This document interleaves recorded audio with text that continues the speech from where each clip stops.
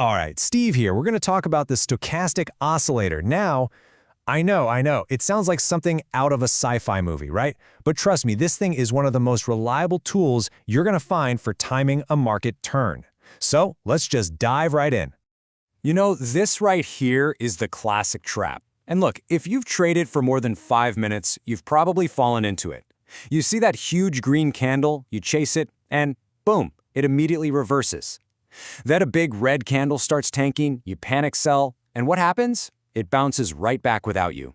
It's frustrating as hell, but we've all been there. It's a rite of passage. And this is where this tool becomes so incredibly powerful. It's practically designed to rewire your brain. See, instead of just reacting to price like everyone else, the stochastic teaches you to anticipate the exhaustion of buyers, the exhaustion of sellers. It feels completely backwards at first, but it is exactly how you learn to catch those major turning points. Okay, let's get into the guts of this thing. The indicator itself lives inside a box, a scale from 0 to 100.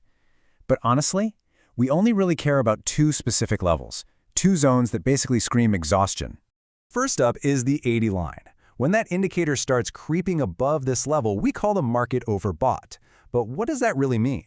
Well, think about the psychology here. It's like a sprinter who's been going flat out for way too long. They're just gassed. The market is getting toppy, and the buyers, well, they're getting tired. They're running out of steam. And on the flip side, of course, we've got the 20 line. When the indicator drops down below 20, that's oversold. The sellers, they've been pushing this thing down and pushing, and now they're exhausted too. This is where a market starts to find a floor. This is where it's bottoming out. Let's make this real for a second.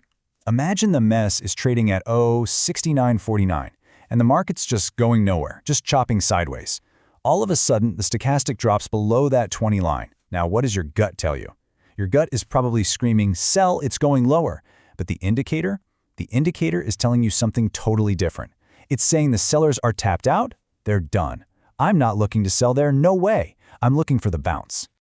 So, okay, being in one of those zones is step one.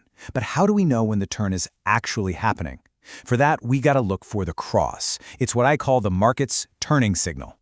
So, you're going to see two lines moving together on this thing. They're called K and D.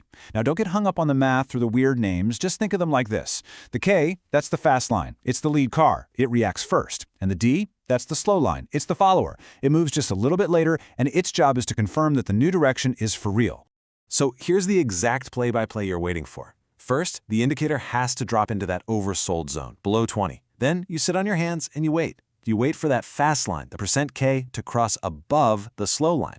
That crossover, that is your turning signal. That's the moment that momentum has officially shifted. Now listen up.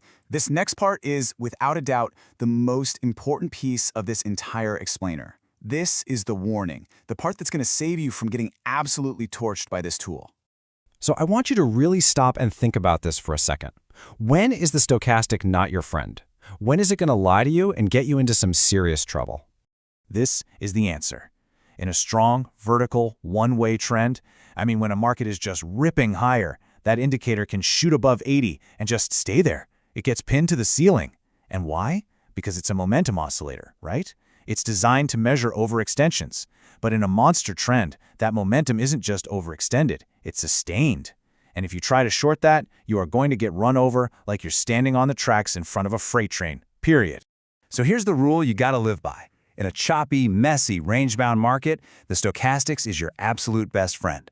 But in a strong vertical trend, you turn it off. You switch to a trend-following tool, something like a moving average. You just don't bring a knife to a gunfight. All right, let's bring it all home. If you're going to use this powerful tool, and you should, you just need to burn 3 simple rules into your brain.